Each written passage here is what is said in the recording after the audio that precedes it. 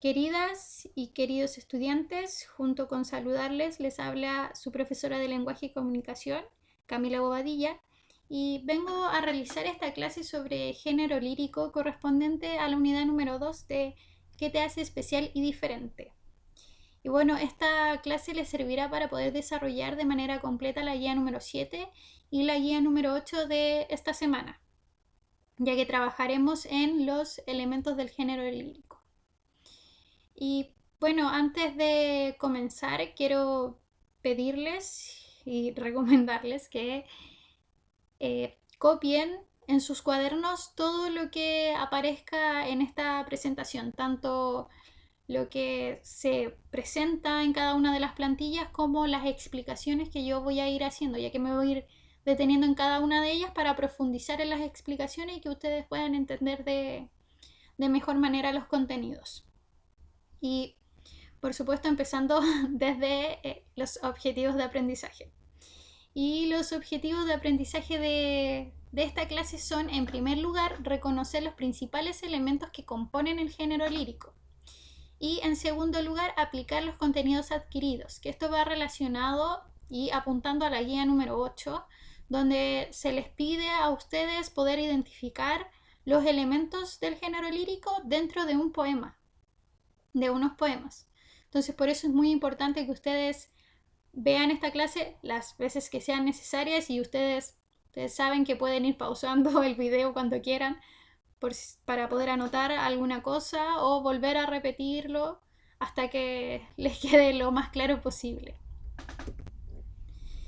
Y bueno, para partir, ¿qué es la poesía lírica? Como bien se señala aquí, es una manifestación literaria cuya finalidad primaria es revelar sentimientos en el lector u oyente, ¿ya? Entonces, ¿qué es lo que hace aquí? El poeta o poetisa expresa a través de las letras sus sentimientos y emociones por medio del uso figurado del lenguaje. ¿A qué me refiero con este uso figurado del lenguaje? A este toque de belleza que se le da a las palabras en la poesía, ¿ya? Porque no es lo mismo hablar como nosotros hablamos de manera cotidiana a hablarlo bonito, como se podría decir. Ya que en la poesía, ¿qué es lo que se hace? Este juego de belleza, esta estética que se le pone acento con el uso de estos elementos de género lírico que ayudan a componer esta obra. Y bueno, el lector o auditor, como ahí se señala, se identifica con lo leído según la experiencia de cada uno, ¿ya? Y bueno, es de carácter subjetivo porque corresponde a una forma de expresión personal e íntima de un tema. Por eso esto de que se identifica con lo leído según la experiencia de cada uno, ya que no es algo objetivo, es algo que viene desde nuestro interior, de nuestro mundo interior, como que uno expresa sus sentimientos, lo que siente respecto a determinado tema, persona, objeto, etc. Bueno, ¿por qué se le denomina género lírico? La palabra lírica deriva de la palabra lira, ¿ya? Que es un instrumento musical parecido a un arpa. ¿Y esto en qué tiene relación? En que el nombre de lírico viene de los griegos, ¿ya? ¿Ya? Porque aquí se cantaban estas composiciones al son de la lira, ¿ya? Porque en sus inicios tanto la poesía como la narrativa se transmitían de manera oral por esta gente, estas personas que los denominamos los trovadores, que eran los que iban de pueblo en pueblo contando historias, cantando composiciones poéticas al son del arpa para darle este como ambiente. Y bueno, partimos con la estructura del poema y cuando hablamos de la estructura del poema nos referimos a la forma del poema. En primer lugar tenemos el verso, que es esta unidad métrica mínima de medida cuya forma se reconoce porque ocupa solo una línea del poema, es decir, que corresponde al enunciado u oración que considera una línea del poema. Bueno, luego tenemos la estrofa, que es este conjunto de versos cuya forma se repite a lo largo de un poema con características similares. Se reconocen porque en la estructura del poema van separados por un espacio. Y ojo aquí porque en algunos tipos de texto, en algunas impresiones, no se aprecia muy bien esta separación de las estrofas. Por eso es un buen ejercicio enumerar los versos. ¿Ya? Y bueno, las estrofas clásicas más comunes son las de 4 versos, que son las cuartetas, 10 versos, las décimas, 5 versos, la quintilla y 8 versos, la octava. Estas son las más comunes. Y bueno, acá les pusimos este ejemplo de un poema de Rafael Alberti. Y que dice así: si mi voz muriera en tierra, llevadla al nivel del mar y dejadla en la ribera. Llevadla al nivel del mar y nombradla capitana de un blanco bajel de guerra. Oh mi voz condecorada con la insignia marinera, sobre el corazón un ancla y sobre el ancla una estrella, y sobre la estrella el viento y sobre el viento la vela. Ya, entonces acá, bueno, les enumeramos cada uno de los versos. Ya, aquí la primera estrofa tenemos 4. Ya, entonces aquí, bueno, esto sería un verso y cada una de las oraciones enumeradas es otro verso. Ya, entonces podríamos decir que la primera estrofa se compone de 4 versos. La segunda estrofa se compone de 3 versos, sería como un terceto, la primera un cuarteto. Y la tercera estrofa se compone de 6 versos, sería como un sexteto. Seguimos con la estructura del poema, con las rimas, ¿ya? Las rimas son esta reunión de uno o más versos con una coincidencia total o parcial en sus terminaciones, ¿ya? Es decir, que es la igualdad o semejanza de sonidos finales de los versos entre sí. Tenemos 3 tipos de rima. La primera rima es la asonante, que como bien se señala ahí, tiene una coincidencia parcial de los sonidos en la terminación de los versos, ¿ya? Entonces es aquella que se establece solo en las vocales de los versos a partir de la última vocal acentuada, ¿ya? Por eso esto de que es parcial, no es completa. En cambio, la rima consonante sí es una coincidencia total en la terminación de los versos, ¿ya? Y es aquella que se establece entre los versos cuyos finales, a partir de la última vocal que se pronuncia con acento, son iguales, incluyendo vocales y consonantes, ¿ya? Y aquí la diferenciación con la rima sonante es que la rima sonante solamente consideramos las vocales, ¿ya? Mientras que la consonante se consideran tanto vocales como consonantes.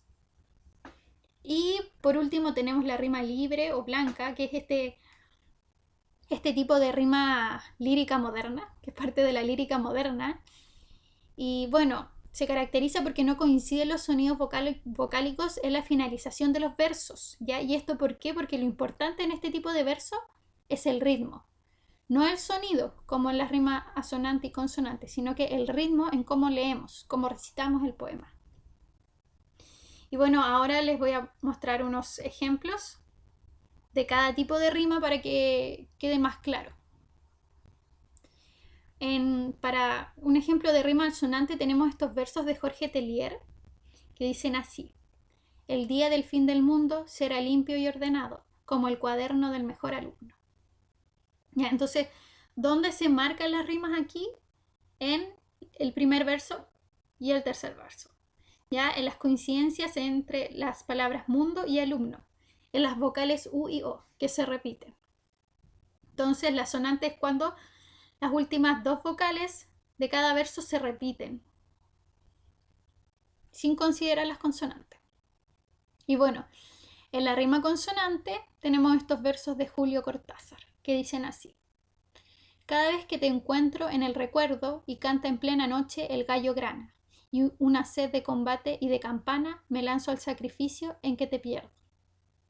Bueno, acá tenemos 2 rimas que podemos identificar. La primera de ellas es en las palabras recuerdo y pierdo, en el primer verso y el cuarto verso, donde se corresponden entonces estos sonidos, sería erdo y erdo, ¿No ven? Aquí se contempla tanto las consonantes como las vocales.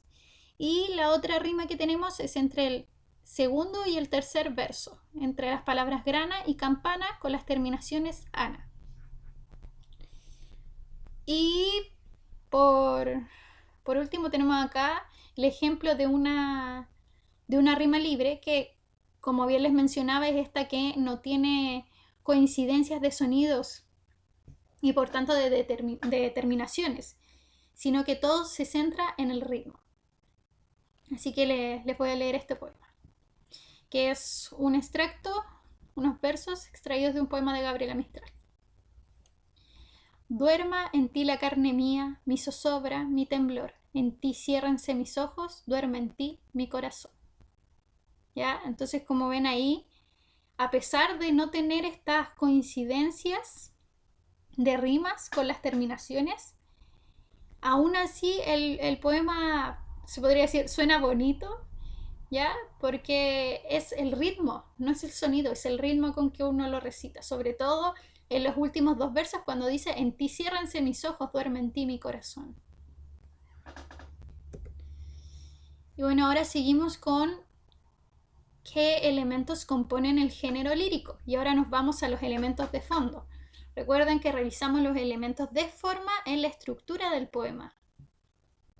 Y bueno, el primero que tenemos es el hablante lírico, que es la voz ficticia que se encarga de expresar los sentimientos y emociones e ideas dentro del poema. Ya es esta voz, una voz ficticia, ya no es el poeta, ya. Por ejemplo, en este verso que aparece acá al lado de Gabriela Mistral, no es Gabriela la hablante lírico, ya, no es ella, ya que el poeta se representa en esta creación ficticia, ¿ya? El hablante lírico, entonces, ¿qué es? Es la representación del poeta, es una creación ficticia, no es el mismo.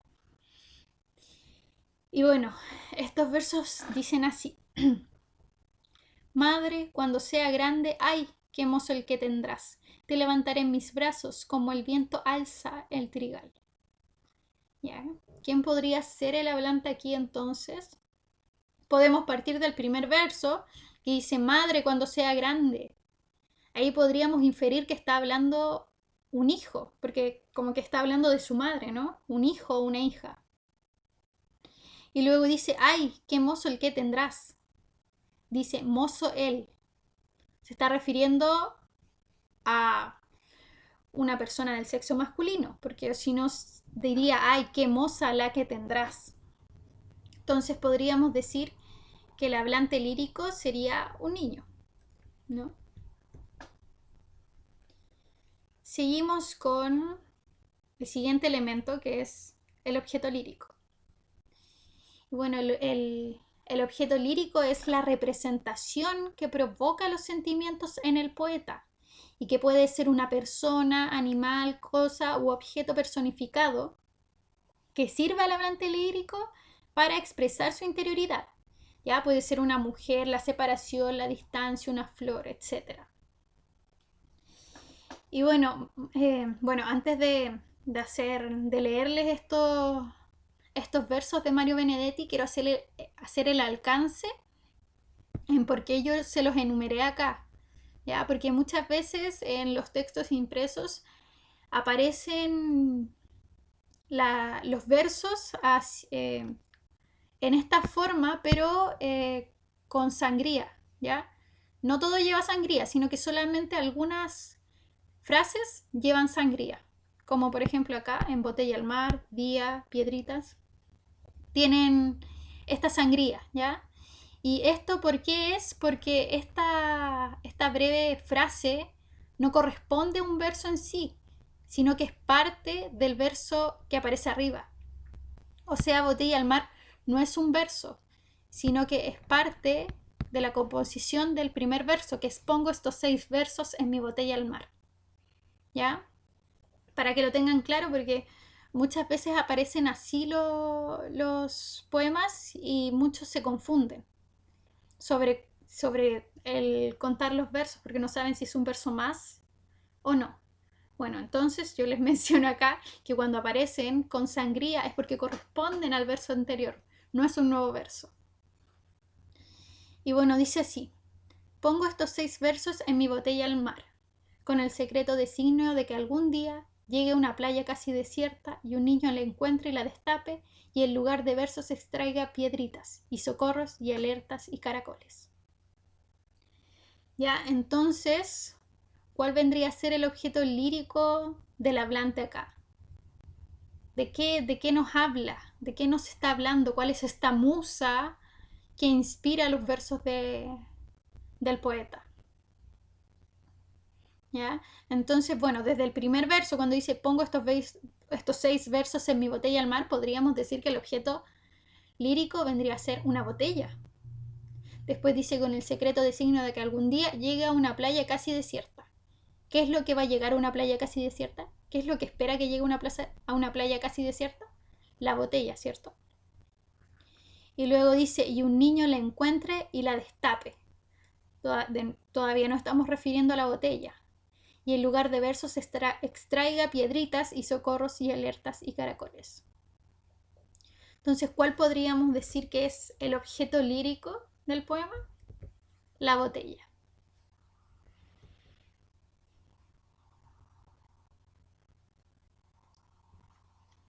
Bueno, seguimos con los elementos. Tenemos el temple de ánimo, que es esta emoción o estado de ánimo en el que se encuentra el hablante lírico, que puede ser un concepto abstracto como felicidad, angustia, nostalgia, etc. ¿Ya? Y bueno, acá también el mismo alcance, por eso les enumeramos los versos, por el tema de la sangría, ya que aromos pertenece al verso anterior, no es un verso en sí. Y bueno, la estrofa dice así, esto es de un extracto de un poema de Nicanor Parra. Cada vez que florecen los aromos, imagínate tú, siento la misma cosa que sentí cuando me dispararon a boca de jarro, la noticia bastante desoladora de que te habías casado con otro. Ya. Entonces, sabemos que el temple de ánimo es este estado de ánimo, cómo se siente el hablante. ¿Ya? Entonces, aquí dice, siento la misma cosa que sentí, es como que le está hablando a alguien que ama, a alguien que quiere. Y después dice, cuando me dispararon a boca de jarro. Ya cuando dice me dispararon, uno piensa que es como algo como, oh, como que malo, como que duele. Luego dice la noticia bastante desoladora. Ya, y como una noticia bastante desoladora, como triste, ¿cierto? Y de que te habías casado con otro. Entonces, ¿cómo se siente este hablante? Se siente como desolado, triste, porque la persona que quiere, porque esta persona que ama, se casó con alguien más. Entonces, ¿cuál vendría a ser el temple de ánimo? La tristeza. Seguimos con el motivo lírico, que es este que corresponde al tema que se trata en el texto lírico y lo que conlleva y agrupa todas las emociones que éste posee. ¿Okay? Entonces, ¿a qué se refiere el motivo lírico? Al tema del que trata el poema. ¿Ya? Y por eso conlleva todas estas emociones. Porque en un poema el hablante lírico puede presentarse feliz en un momento, después triste. Entonces, lo que vendría a ser el motivo y el conjunto de todo esto. ¿Por qué se expresa feliz y luego triste? ¿Por qué está desolado? Y bueno, es muy fácil confundir el temple de ánimo con el motivo lírico. Por eso les quisimos poner la misma estrofa de Nicanor Parra para poder hacer esta distinción. Y entonces ya sabemos que el hablante lírico se siente triste, está triste. Está triste, ¿y por qué estaba triste? Porque la persona que ama se iba a casar con alguien más, ¿ya? Entonces, como que expresa el amor, como que hay, no sé, una pérdida, se podría decir, como una pérdida, como que pierde este amor, ¿ya? Entonces, ¿cuál vendría a ser el motivo? La pérdida de este amor que lo deja triste.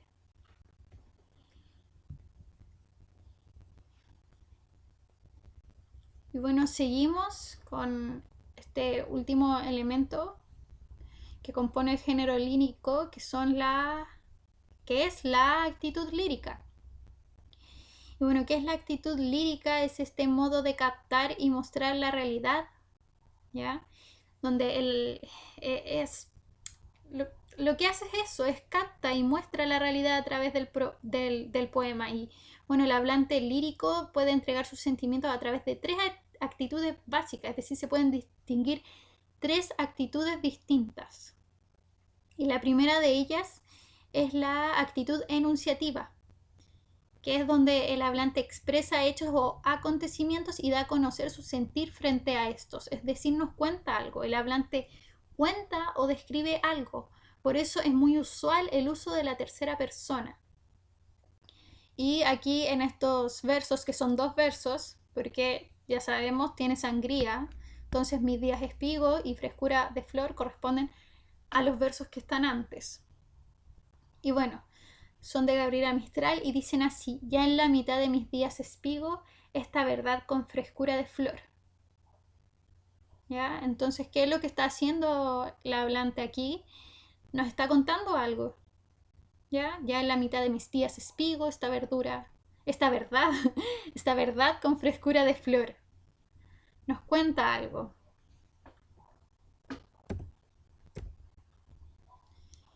Y bueno, ¿qué otra actitudes tenemos? La apostrófica o apelativa, que es aquella donde el hablante se dirige directamente a alguien o algo para manifestar su sentir, retarlo, interrogarlo, etc. Es decir, que el hablante le habla o interpela a otro ser. ¿Ya? Y aquí tenemos este ejemplo de unos versos de Vicente Huidobro que dicen así: mujer, el mundo está amueblado por tus ojos. Se hace más alto el cielo en tu presencia. La tierra se prolonga de rosa en rosa y el aire se prolonga de paloma en paloma. ¿Ya? Entonces, ¿qué está haciendo el hablante acá? Le está hablando a esta mujer, ¿cierto? Está hablando a esta mujer sobre el mundo que está amueblado por tus ojos, como que le inspira, ¿cierto? Es esta mujer a la que le habla. Y bueno, en la actitud apostrófica o apelativa es muy usual el uso de la segunda persona cuando se dirige a un tú.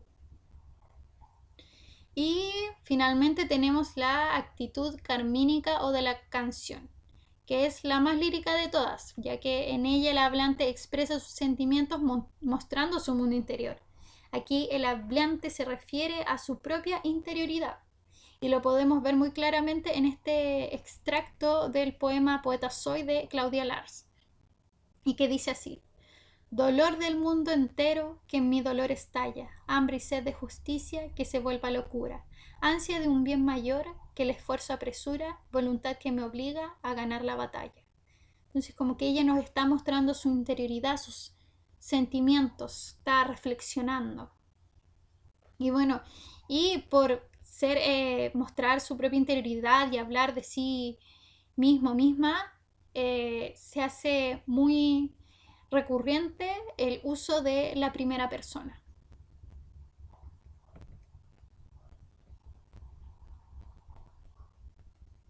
Bueno, y acá tenemos esta actividad que está expuesta en su guía número 8. ¿Ya? Y que consiste básicamente en identificar cuál es el hablante lírico, el objeto lírico, el temple de ánimo, el motivo lírico y qué actitud lírica predomina en los poemas titulados Canción de risa y llanto, Estados de ánimo, A la plaza, La casa sobre el mar, Justo detrás de mi casa y Canción de pescadores. ¿Ok? Y bueno, aquí hago alcance en la palabra predomina sobre la actitud lírica, porque en un poema el hablante puede interpelar a otro, puede contar algo o puede hablar sobre sí mismo. Entonces lo que quiero es que se enfoquen en la que predomina más, en la que es más identificable de las tres. Y bueno, también en el tema del temple de ánimo, como en el sentimiento que predomina a lo largo del poema. Y bueno, cada uno de los poemas se encuentran entre las páginas 100 y 105 de su libro de texto de lenguaje y comunicación. Ya, por eso acá los poemas son bastante cortitos, no superan la página, por eso acá al lado de cada uno les puse el número de página en el que se encuentra cada poema, ¿ya? Y bueno, aquí voy a hacer este ejercicio de ejemplo para que ustedes sepan más o menos cómo tienen que hacer esta actividad, cómo identificar el hablante, el objeto, el temple de ánimo, el motivo y la actitud. Cómo identificarle. Y bueno, esto básicamente es un regalito, ya que es uno de los poemas que ustedes tienen que analizar e identificar estos elementos. Entonces, lo que voy a hacer, voy a leer el poema y luego les voy a ir indicando y vamos a ir identificando ciertas palabras que nos lleven a reconocer cuál es el hablante, cuál es el objeto, el temple, el motivo y la actitud de este poema. Ya bueno, este se titula La casa sobre el mar, de Clara Solvera, y se compone de 4 estrofas y cada estrofa dispone de 4 versos, o sea, son cuartetos. Y dice así: cierra, niña, los cristales, que se entran las gaviotas. Acuérdate que esta casa no es casa como las otras, que puede ser un fanal, que puede ser una rosa, de los vientos sobre el mar, encallada entre las rocas. Cierra, niña, los cristales, que se van a entrar las olas, y igual como ayer la espuma, vendrás a picarte toda. Ayer se quedó entornado el ventanal de la alcoba, entraron las golondrinas que iban jugando a la ronda. Ya, entonces aquí hay, como se puede identificar, hay varios usos de rima asonantes sobre todo, ¿cierto? Por ejemplo, en la tercera estrofa, cuando dice, en la tercera estrofa, el segundo y cuarto verso de la tercera estrofa, en las palabras olas y toda, las vocales OA hacen esta sonoridad con el uso de esta rima sonante. Igual que acá en la cuarta estrofa, también en el segundo y el cuarto verso de la cuarta estrofa, las palabras alcoba y ronda. ¿Ya? Incluso se marca también en el primer verso de la cuarta estrofa, con entornado, en alcoba y ronda, sí, estábamos bien, en alcoba y ronda, en las palabras, en las vocales OA, que se repetían. Sí, porque la de entornado es A y O. Por eso no es una rima sonante. La que sí lo es alcoba y ronda. Ahí tenemos una rima sonante. Acá en la segunda estrofa también, con rosa y rocas. La O y la A, que se repiten. ¿Cierto? Y en la primera también, con gaviotas y otras. De hecho, son todas las mismas, todas se repiten. Las que son las rimas sonantes y que provocan esta sonoridad que se puede entender al uno leer el poema. Y bueno, vamos a lo que nos compete, identificar cuál es el hablante lírico. ¿Ya? ¿Cómo podríamos identificar el hablante lírico? Hay que ir de lleno. Primera estrofa, primer verso. Cierra, niña, los cristales. ¿Ya? Sabemos que no es una niña, no es un niño. Tiene que ser alguien más que le está pidiendo que cierre los cristales. Que se entra en las gaviotas. Acuérdate que esta casa no es casa como las otras. Y dice, acuérdate que esta casa no es casa como las otras. Entonces podríamos inferir que viven en la misma casa. ¿Ya? Y bueno, todo el rato de nuevo repite, cierra, niña, los cristales, que se van a entrar las olas. Se podría inferir que podría ser una madre, ¿cierto? Una madre que le esté diciendo a la niña que cierre los cristales porque se pueden entrar las gaviotas. ¿Ya? Y el objeto lírico, ¿cuál podría ser el objeto lírico? ¿De qué nos está hablando? De hecho, el título ya da como un atisbo de eso, con la casa sobre el mar. Y todo el rato, a ver, en la primera estrofa nos habla de la casa porque dice, Acuérdate que esta casa no es casa como las otras. Después cuando dice que puede ser un fanal, que puede ser una rosa, también se está refiriendo a la casa. Cuando dice encallada entre las rocas es porque la casa está sobre las rocas, cerca del mar, ¿cierto? Y ayer se quedó entornado el ventanal de la alcoba, entraron las golondrinas, de nuevo se está refiriendo a la casa. Entonces, ¿cuál vendría a ser el objeto lírico? La casa. Y el temple de ánimo, ¿cuál es el sentimiento que predomina en este poema? ¿Cuál es la sensación que inspira el poema? Se cierra, niña, los cristales, que se entran las gaviotas. Como que ciérralo porque pueden entrar. Acuérdate que esta casa no es casa como las otras, que puede ser un fanal, que puede ser una rosa. De los vientos sobre el mar, encallada entre las rocas. Cierra, niña, los cristales, que se van a entrar las olas. Igual como ayer la espuma vendrá a salpicarte toda. Ayer se quedó entornado el ventanal de la alcoba, entraron las golondrinas que iban jugando a la ronda. Como que en la primera estrofa y en la tercera estrofa se repiten el mismo juego de versos, solamente que cambia el segundo cuando dice que entran las gaviotas y luego que van a entrar las olas, como que se está preocupando, como que le está señalando a la niña que cuide la casa, y luego describe en la estrofa número 2 y la estrofa número 4, describe esta casa, la particularidad de esta. Entonces como que se muestra preocupada. Por eso podríamos decir que el temple de ánimo es la preocupación por la casa. Y el motivo lírico, ¿de qué tema trata la casa? Trata el poema sobre la casa, sobre el mar. Y hubo una repetición. ¿Cuál vendría a ser el tema? La casa sobre el mar. Cierra, niña, los cristales, que se entran las gaviotas. Acuérdate que esta casa no es casa como las otras. Que puede ser un fanal, que puede ser una rosa, que los vientos sobre el mar encallado entre las rocas.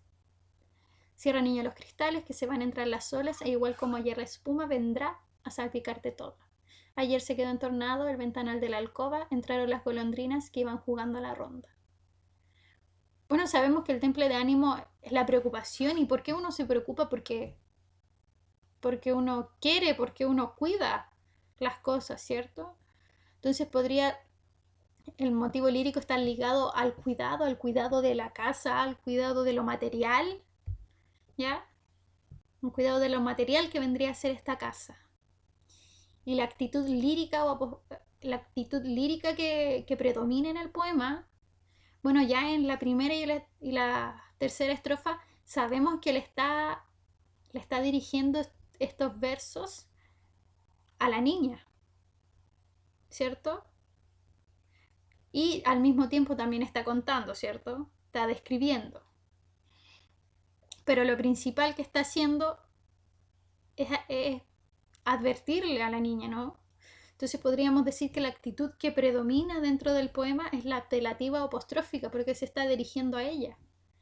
Todo lo que está hablando se lo está contando esta niña, está hablándole a ella, ¿cierto? Entonces más o menos es este ejercicio que hice aquí con el poema de La casa sobre el mar, que queremos con la profesora Valentina que ustedes hagan, ¿ya?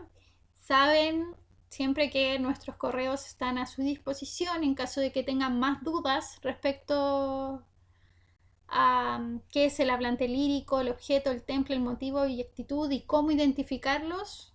Nos pueden escribir y nosotras los vamos a orientar, a guiar en cómo identificarlos. Y bueno, ahora vamos a hacer un breve resumen de lo que se revisó a lo largo de esta clase y bueno, les pido que copien este mapa conceptual en sus cuadernos, ya que es bueno que tengan esquematizada la información que vamos revisando, porque así ustedes mismos se pueden ir guiando y recordando, ¿ya? Como cuál corresponde a cada cual, ¿ya? Entonces, ¿qué es lo que vimos hoy día? El género lírico, ¿cierto? Revisamos lo que es el género lírico y por qué se compone, ¿cierto? por qué está constituido. ¿Ya? Y ¿qué vimos primero?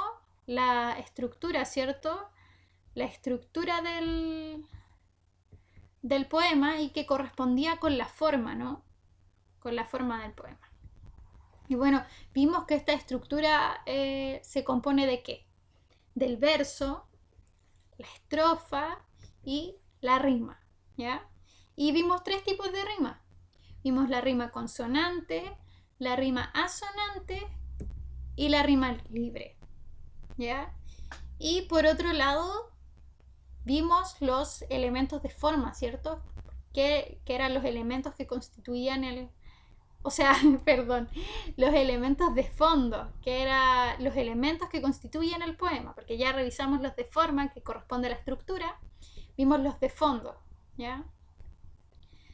Y aquí teníamos al hablante lírico, el objeto lírico, el temple de ánimo, el motivo lírico y la actitud lírica. Y habían 3 actitudes líricas, ¿cierto? Estaba la enunciativa, la apelativa y la carmínica o de la canción, ¿ya?